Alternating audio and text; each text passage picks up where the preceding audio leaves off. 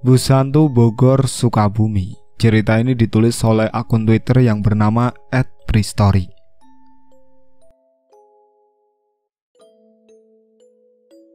Jangankan luar kota, perjalanan dalam kota pun sering memberikan pengalaman seram yang di luar nalar. Seperti kisah teman follower Bristory ini, dia menceritakan pengalaman seram ketika naik bis malam menuju Sukabumi. Jadi lo balik, Rif? Kenapa nggak besok aja sih? Udah malam kan ini?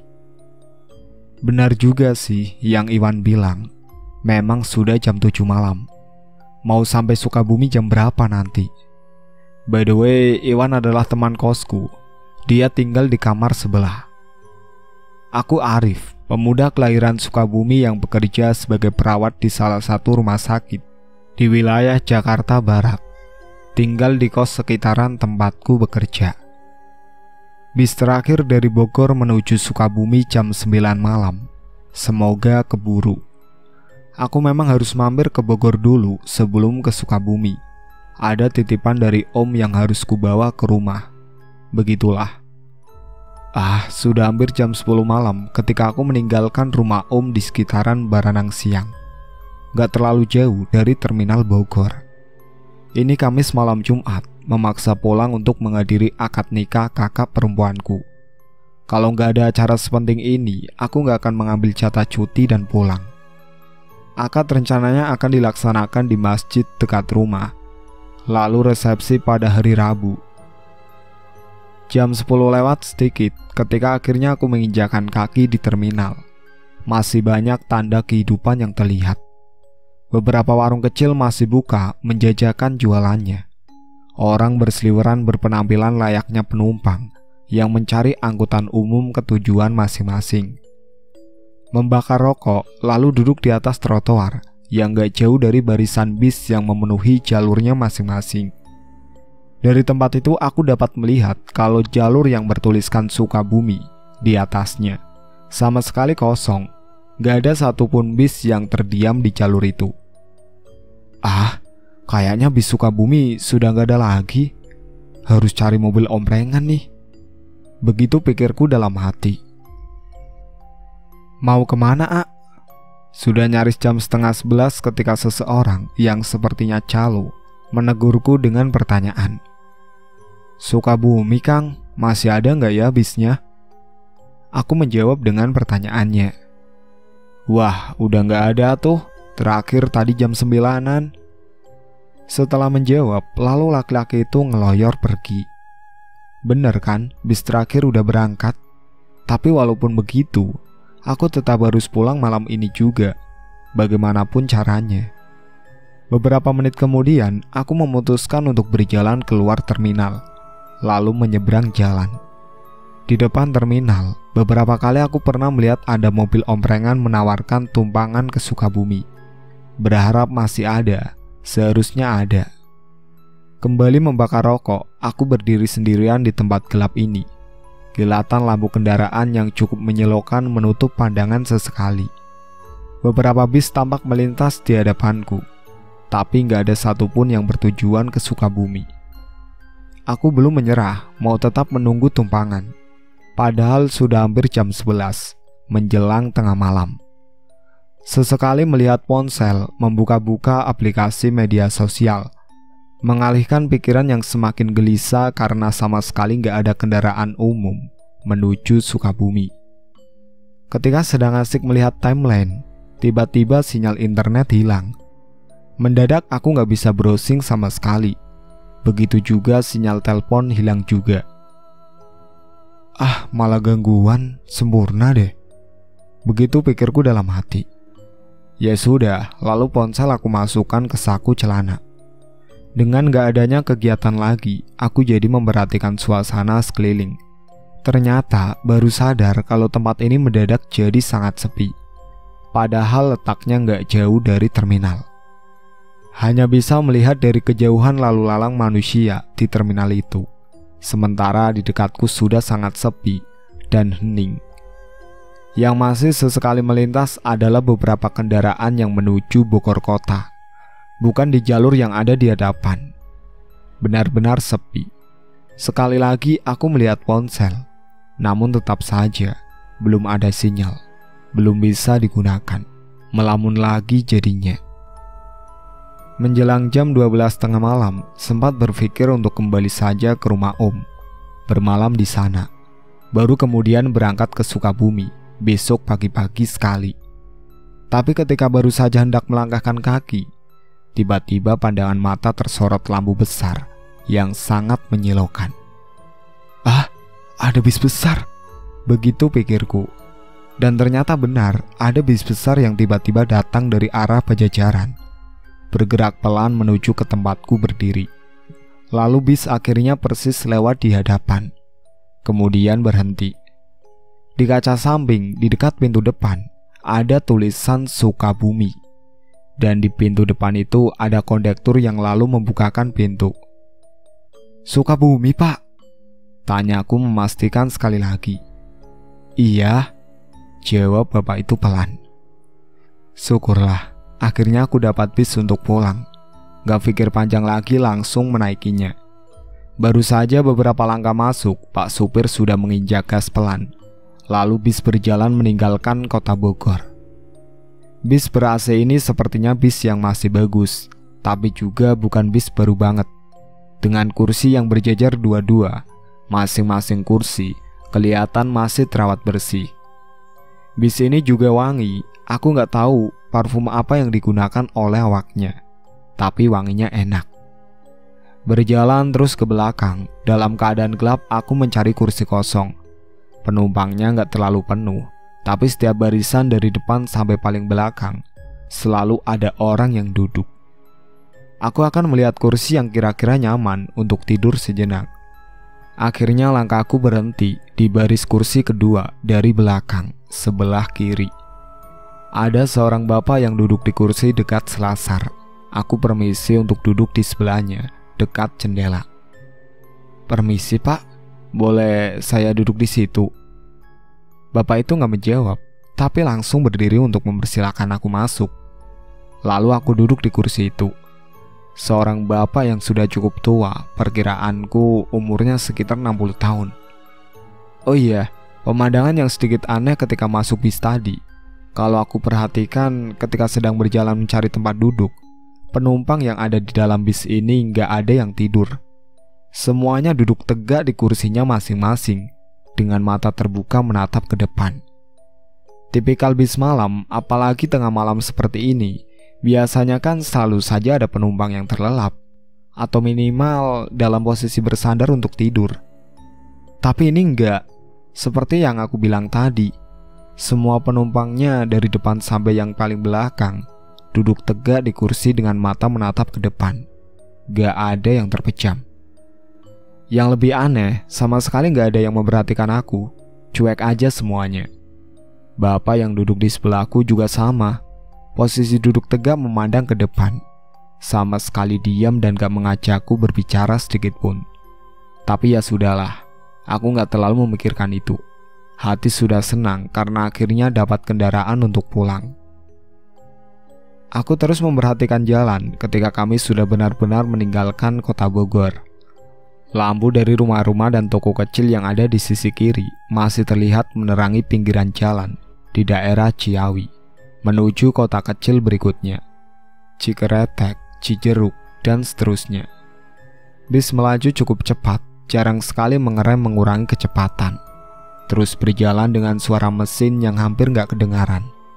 Iya, suara mesinnya sangat hening, nyaris seperti mati. Bis ini perawatannya bagus banget. Sampai suara mesinnya halus gini, nyaris gak terdengar. Begitu pikirku dalam hati. Yang sesekali kedengaran hanya mesin kendaraan yang ada di luar. Itu pun sangat kecil. Tapi ya sudahlah, aku gak ambil pusing. Sekali lagi aku mengeluarkan ponsel dari saku untuk melihat apakah masih gangguan sinyal. Lagi-lagi aku kecewa. Ternyata belum ada sinyal juga, jadi gak bisa menghubungi siapa-siapa. Kemudian kembali memperhatikan pemandangan sambil duduk bersandar. Kanan kiri jalan mulai semakin gelap. Sangat berbeda keadaannya dengan Bogor kota. Suasana di dalam bis juga sangatlah sepi. Sama sekali nggak ada orang yang berbicara satu sama lain. Nggak ada suara musik atau radio juga. Beneran sepi. Sejak aku naik tadi keadaannya sudah seperti ini. Pak supir juga nggak pernah membunyikan klakson atau berbicara dengan kondektur yang berdiri di sebelahnya. Aneh. Iyalah, lama-kelamaan aku semakin merasakan keanehan itu. Ditambah, nyaris sudah setengah jam perjalanan, kondektur belum juga menghampiriku untuk menagih ongkos. Dia terus diam berdiri di samping kiri supir. Jadi gak tenang kalau mau tidur. Mau kemana? Tiba-tiba bapak di sebelahku bertanya. Aku yang tadinya sudah mulai mengantuk jadi sedikit kaget. Sukabumi pak, pulang. Jawabku sambil tersenyum. Saya sebentar lagi turun. Kamu juga secepatnya harus turun. Beliau bilang begitu.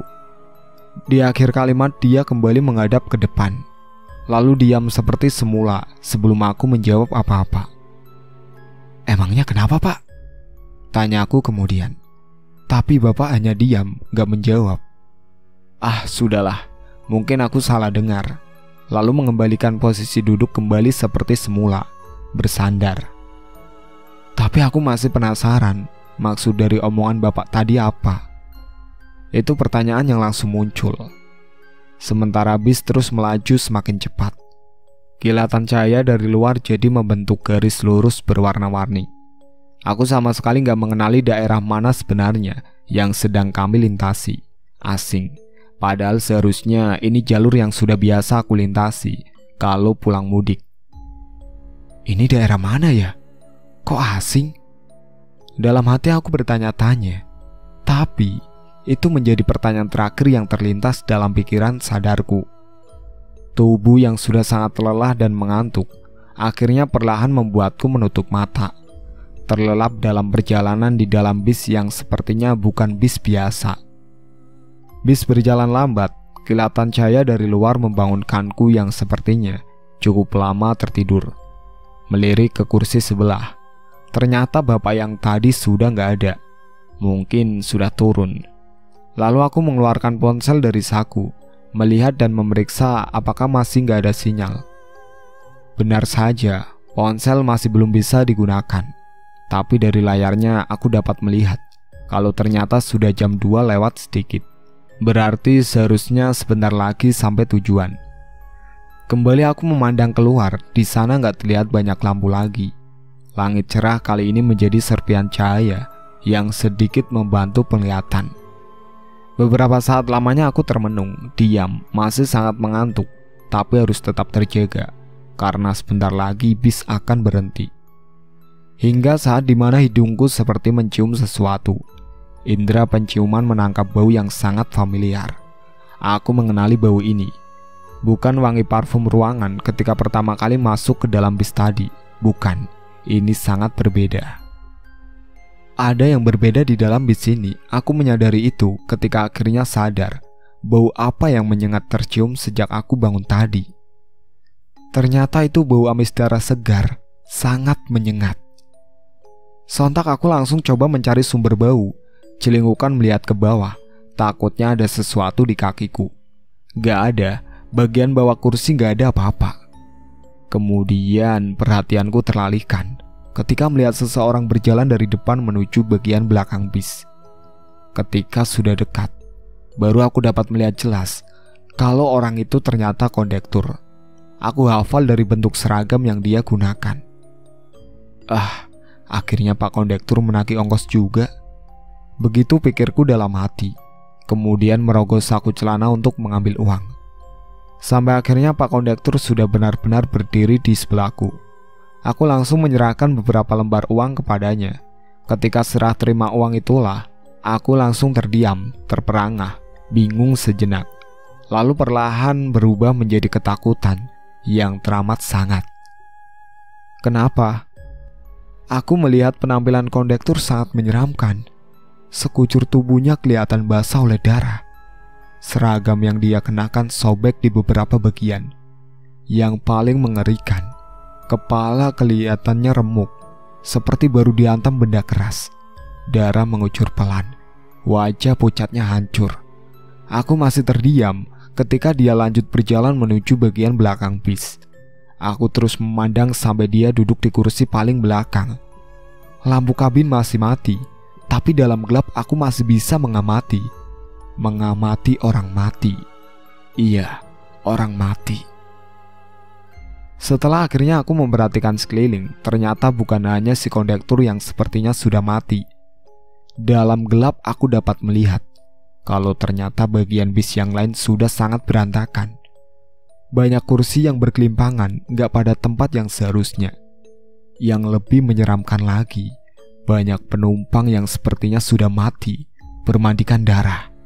Beberapa di antaranya sudah gak utuh lagi, ada yang tanpa kepala.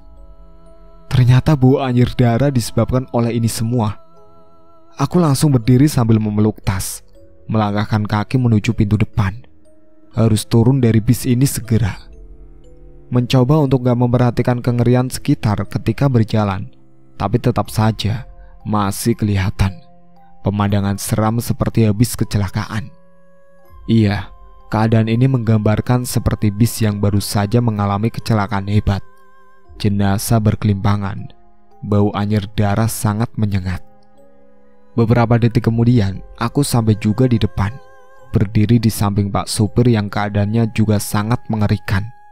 Tubuh bermandikan darah dengan wajah yang hancur rusak menyeramkan. Pak Supir ini seperti gak menghiraukanku yang berdiri di sampingnya, di pinggir pintu. Dia terus menatap ke depan, mengendalikan bis yang berjalan pelan. "Pak, saya turun di sini saja." Bergetar suaraku meminta turun, tapi Pak Supir tetap seperti gak menggubris. Bau darah semakin menyengat. Lalu tiba-tiba dari belakang, aku mendengar suara tangis dan jeritan menahan sakit dari beberapa orang. Gak berani menoleh ke belakang, aku semakin ketakutan. Keringat dingin mengucur deras. Cekamnya sudah di luar batas. Semakin ketakutan lagi ketika suara jerit dan tangis bertambah keras terdengar. Gak sanggup lagi berdiri. Aku lalu jatuh terduduk, lemas, menangis dalam kepanikan. Kemudian gak ingat apa-apa lagi. Gelap. "Dek, bangun dek." Suara bapak-bapak membuatku tersadar. Hari masih gelap ketika akhirnya aku benar-benar sadar. "Jangan tidur di sini, di halte aja tuh," kata bapak itu lagi. Aku mengiyakan omongannya, lalu berdiri dan jalan menuju halte yang gak jauh dari tempatku tadi. Ternyata, sebelum dibangunkan bapak tadi, aku tengah terbaring di trotoar yang lokasinya gak jauh dari terminal Sukabumi. Tertidur atau pingsan, aku gak tahu pasti. Tapi syukurlah, aku akhirnya dapat keluar dari bis menyeramkan itu. Bis yang sekarang entah sudah berada di mana. Merogoh saku celana untuk mengambil ponsel. Syukurlah, sudah ada sinyal. Aku langsung menghubungi adik, memintanya untuk menjemputnya. Gak lama setelah itu, dia datang menggunakan motor. Setelah kami berboncengan, kalimat pertama yang keluar dari mulutnya sangat mengagetkan. "Kok Aa bau anjir darah sih? Habis ngapain emangnya?" Sekian cerita kali ini.